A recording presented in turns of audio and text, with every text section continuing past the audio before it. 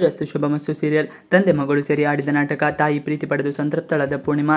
ಶ್ರೀರಸ್ತು ಶುಭಮಸ್ತು ಧಾರಾವಾಹಿಯಲ್ಲಿ ಪೂರ್ಣಿಮಾಳಿಗೆ ಅಪ್ಪ ಅಮ್ಮ ಯಾರು ಎಂಬುದನ್ನು ಹುಡುಕಿ ಅವಳ ಮುಂದೆ ತಂದು ನಿಲ್ಲಿಸಬೇಕು ಎಂದು ತುಳಸಿ ಓಡಾಡುತ್ತಿದ್ದಾಳೆ. ವನಜ ತನ್ನ ಮೊದಲು ಮಗಳು ಸಿಕ್ಕರೆ ಸಾಕು, ಇವಳಷ್ಟು ಇಷ್ಟು ವರ್ಷ ಬಿಟ್ಟು ಬದುಕಿದ ತಪ್ಪಿಗೆ ಪಶ್ಚಾತ್ತಾಪ ಪಡುತ್ತಾ ಮಕ್ಕಳಿಗಾಗಿ ಹುಡುಕಾಡುತ್ತಿದ್ದಾಳೆ. ಇತ್ತ ದತ್ತ ತಾತನ ಮನೆ ಚಿತ್ರ ಆಗಿದೆ. ಸಂಧ್ಯಾ ಮನೆಯವರು ಕುಟುಂಬ ಸಮೇತರಾಗಿ ಬಂದು ದತ್ತ ತಾತನ ಮನೆಯಲ್ಲಿ ಶಾಶ್ವತವಾಗಿ ಜಾಂಡ ಹೂಡಿದ್ದಾರೆ. ದತ್ತ ತಾತನ ಕೈಯಲ್ಲಿ ಬುಗಿರಿಯಾದ ಜುಗ್ಗ. ಅವರನ್ನು ಮನೆಯಲ್ಲಿ ಹೊರಗೂ ಹಾಕಲಾಗದೆ ಮನೆಯಲ್ಲೂ ಇರಿಸಿಕೊಳ್ಳಲಾಗದೆ ದತ್ತ ತಾತ ಕಷ್ಟಪಡುತ್ತಿದ್ದಾರೆ. ಜುಗ್ಗ ಹಾಗೂ ಸಂಧ್ಯಾ ಇಬ್ಬರಿಗೂ ಕೂಡ ಬುದ್ಧಿ ಕಲಿಸಬೇಕು ಎಂದು ಏನೇನೋ ಹರಸಾಹಸ ಪಡುತ್ತಿದ್ದಾರೆ. ಆದರೂ ಇಬ್ಬರು ರಂಗೋಲಿ ಕೆಳಗೇನು ಸುಳ್ಳಿ ದತ್ತ ತಾತನಿಗೆ ಒಂದಲ್ಲ ಒಂದು ಕಷ್ಟವನ್ನು ಕೊಡುತ್ತಿರುತ್ತಾರೆ. ಹೀಗಾಗಿ ದತ್ತ ತಾತ ಈಗ ಊಟದ ವಿಷಯದಲ್ಲಿ ಸ್ಟ್ರಿಕ್ಟ್ ಆಗಿದ್ದಾರೆ. ದುಡ್ಡು ಕೊಟ್ಟರೆ ಮಾತ್ರವೇ ಊಟ ಎಂದು ಹೇಳಿದ್ದಾರೆ.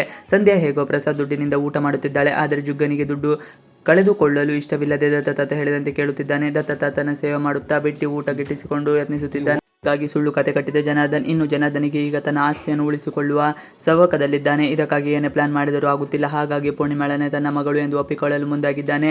ಮನೆಗೆ ಬಂದಿದ್ದ ಪೂರ್ಣಿಮಾಳನ್ನು ತನ್ನ ಮಗಳಿದ್ದಂತೆ ಎಂದು ಹೇಳಿ ಹರಸಿ ಕಳಿಸಿದ್ದಲ್ಲದೆ ಈಗ ತಾನು ಅನಾಥಾಶ್ರಮಕ್ಕೆ ಬಿಟ್ಟು ಬಂದ ಮಗುವೆ ಪೂರ್ಣಿಮಾ ಎಂದು ವನಜ ಎದುರು ಸುಳ್ಳು ಕಥೆಯನ್ನು ಹೇಳಿದ್ದಾನೆ. ಜನಾರ್ದನ್ನ ಮಾತು ಸತ್ಯ ಎಂದು ವನಜ ನಂಬಿದ್ದು ಈಗಲೇ ಮಗಳನ್ನು ನೋಡಬೇಕು ಎಂದು ಮಾಧವನ ಮನೆಗೆ ಬಂದಿದ್ದಾಳೆ.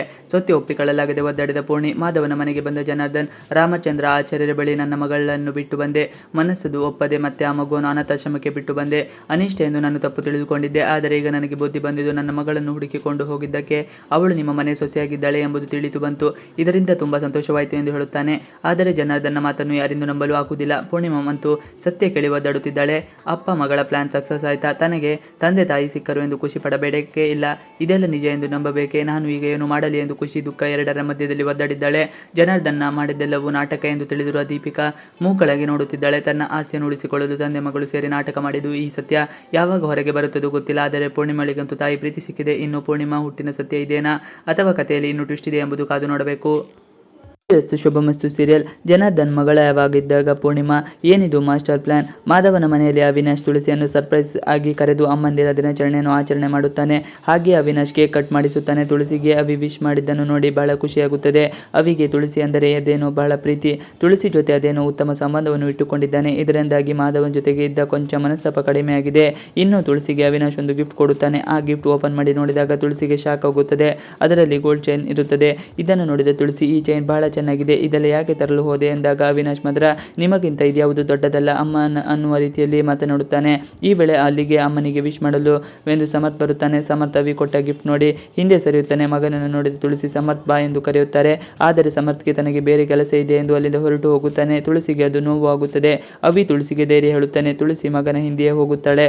ಸಮರ್ಥ್ಗೆ ಯಾಕೆ ಅಷ್ಟು ನೋವಾಯಿತು ಎಂದರೆ ಅಮ್ಮ ಇದೀಗ ದೊಡ್ಡ ಶ್ರೀಮಂತರ ಮಗನ ತಾಯಿ, ಆಕೆಗೆ ನಾನು ಕೊಡುವ ಗಿಫ್ಟ್ ಚಿಕ್ಕದು, ಆಕೆ ಅದನ್ನು ಹೇಗೆ ಸ್ವೀಕರಿಸುತ್ತಾಳೆ ಎನ್ನುವ ಅಳುಕು ಇರುತ್ತದೆ. ತುಳಸಿಗೆ ಮಗನ ಬಾಯಿಂದಲೇ ಅಮ್ಮಂದಿರ ದಿನಾಚರಣೆ ಶುಭ ಕೋರುವುದನ್ನು ಕೇಳಲು ಬಹಳ ಇಷ್ಟ.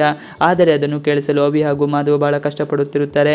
ಕೊನೆಗೆ ಅವಿ ಸಮರ್ಥ್ಗೆ ಆರ್ಡರ್ ಮಾಡುತ್ತಾನೆ. ಸಮರ್ಥ್ ನೀನು ತುಳಸಿ ಅಮ್ಮನಿಗೆ ವಿಶ್ ಮಾಡಲೇಬೇಕು ಎಂದು ಖಡಕ್ಕಾಗಿ ಹೇಳಿದಾಗ ಸಮರ್ಥ್ ಮನಸ್ಸಿನಲ್ಲಿ ಅಮ್ಮ ನಾನು ಯಾರ ಒತ್ತಾಯಕ್ಕೆ ಈ ಮಾತು ಹೇಳುತ್ತಿಲ್ಲ ಎಂದು ಹ್ಯಾಪಿ ಮದರ್ಸ್ ಡೇ ಎಂದು ಹೇಳುತ್ತಾನೆ. ಇದನ್ನು ಕೇಳಿದ ತುಳಸಿಗೆ ಬಹಳ ಖುಷಿಯಾಗುತ್ತದೆ.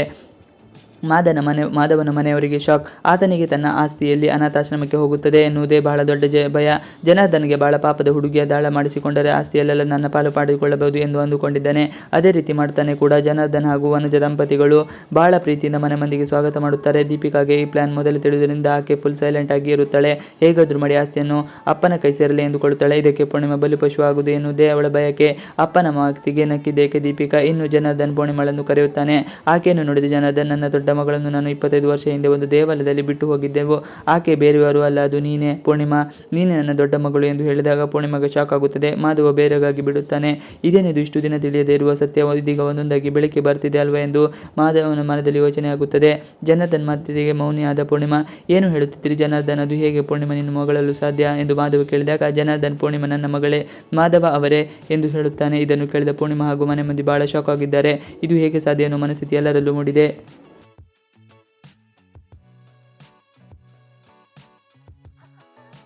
ಶ್ರೀರಸ್ತು ಶುಭಮಸ್ತು ಸೀರಿಯಲ್. ಜನಾರ್ದನ್ ಮಸಲತ್ತು ಬಲಿಯಾಗುತ್ತಾಳ ಪೂರ್ಣಿಮಾಗೆ ದೀಪಿಕಾ ಅಂದರೆ ಬಹಳ ಪ್ರೀತಿ. ಆಕೆಗೆ ಅದ್ಯಾವುಕೋ ತನ್ನ ತಂಗಿನೇ ಈ ಮನೆಯ ಸೊಸೆಯಾಗಿ ಬಂದಿದ್ದಾಳೆ ಅನ್ನುವ ಖುಷಿ.